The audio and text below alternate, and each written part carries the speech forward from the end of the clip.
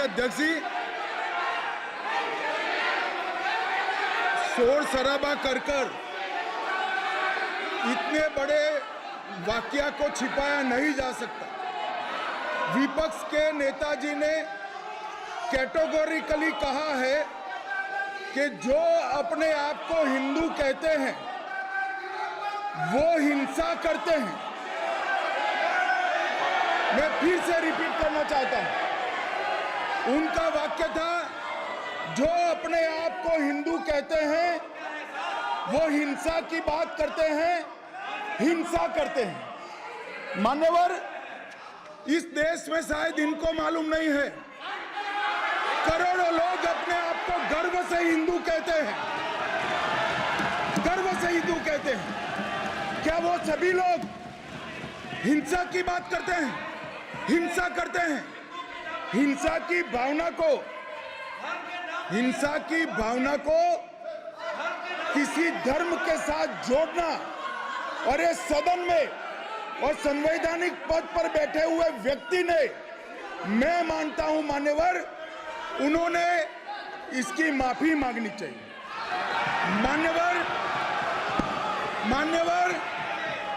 मैं उनको एक गुजारिश भी करना चाहता हूं कि इस्लाम में अभय मुद्रा, इस पर इस्लाम के विद्वानों का मत एक बार वो ले ले। गुरु नानक साहब की अभय मुद्रा पर SGPC का मत वो ले ले। और मान्यवर, अभय की बात तो इनको करने का कोई अधिकार नहीं है। आपातकाल में पूरे देश को इन्होंने भयभीत करा, लाखों लोगों को जेल में डाला। और आतंक, वैचारिक आतंक अगर कभी था, वैचारिक आतंक कभी था तो आपातकाल के वक्त था। और मान्यवर, दिल्ली में दिन दहाड़े हजारों सिख भाइयों का कत्लेआम उनके शासन में हुआ। आज वो भय की बात कर रहे हैं। मान्यवर, मेरा आपसे आग्रह है कि श्री राहुल गांधी, नेता प्रतिपक्ष, पहला भाषण होने के बावजूद माफी मांगनी चाहिए, न केवल सदन, पूरे देश की माफी मांगनी चाहिए। कम से कम प्रतिपक्ष के नेता को बोलते समय ध्यान रखना चाहिए। मैं इसको सीरियस तरीके से देखूंगा।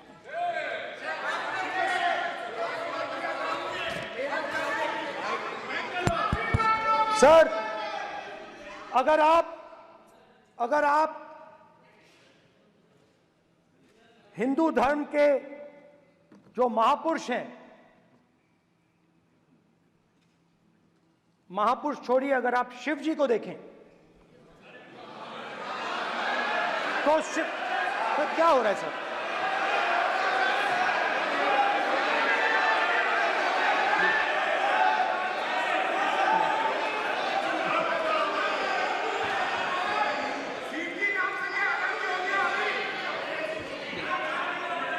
अगर आप शिव जी को देखें तो उनकी इमेज से आपको पता लगता है कि हिंदू डर नहीं फैला सकता, हिंदू हिंसा नहीं फैला सकता, हिंदू नफरत नहीं फैला सकता। और बीजेपी 24 घंटा नफरत, हिंसा, नफरत, हिंसा, नफरत, हिंसा। स्पीकर सर, कहां तक इन्होंने डर फैला दिया है?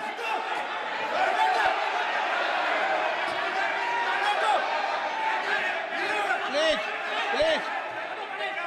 सर, कहां तक इन लोगों ने डर फैला दिया? मैं आपको अयोध्या से शुरू करता हूं।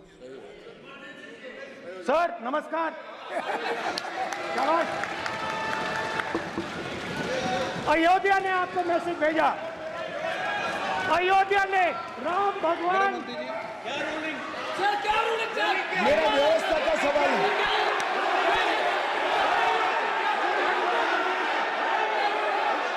इस सदन के नियमों की पुस्तिका इससे कुछ सदस्यों को क्या मुक्ति दे दी गई है? आपके गाइडेंस के बाद भी बार बार तस्वीर बताना, पूरे बीजेपी को हिंसा कर रही है ऐसे कहना, खड़े होकर एक दूसरे के बीच में हस्तधून करना, सारे नियम इनको लागू नहीं होते हैं। नियम मालूम नहीं है तो ट्यूशन रख ले साहब। सदन इस तरह से नहीं चल सकता है। ये सदन, मेरा आपसे आग्रह है कि ये सदन ऑर्डर में रहना चाहिए, नियमों के अनुसार रहना चाहिए। ये हम सभी सदस्यों का आपसे विनंती है। स्पीकर सर, एक मिनट प्लीज। माननीय सदस्यगण, आप ही किताब राम बताओ। भगवान की तो जन्मभूमि ये ने अपेक्षा करता हूं कि अपन बीजेपी इसके नियम प्रक्रिया चले। नो, सब चले। नो, आपने बताया था नियम। नो,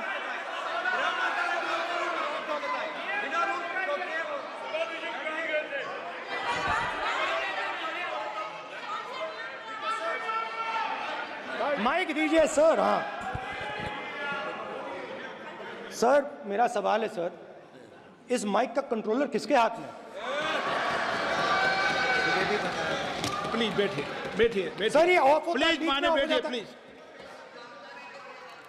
ये बार कई बार विषय उठ गई और बहुत गंभीर, और माननीय सदस्य, आप प्रतिपक्ष के नेता हैं, आप सदन के बाहर भी ये बात कहते हैं कि माइक बंद कर देते हैं। मैंने कई बार आग्रहपूर्वक किया कि आसन पर इस तरीके का आरोप नहीं लगाएं। नो, प्लीज बात सुनिए। आसन पर सभी दल के, प्लीज, आसन पर सभी दल के लोग बैठते हैं और सभी दल के लोग सभापति तालिका पे हैं और सब जानते हैं कि एक व्यवस्था होती है, जिस भी माननीय सदस्यों को आग्रह किया जाता है बोलने का वो बोला जाता है, और जिसको आग्रह नहीं किया जाता उसका माइक चालू नहीं होता। आप बोलने के लिए खड़े, आपका माइक कभी बंद नहीं हुआ, कभी बंद नहीं हुआ।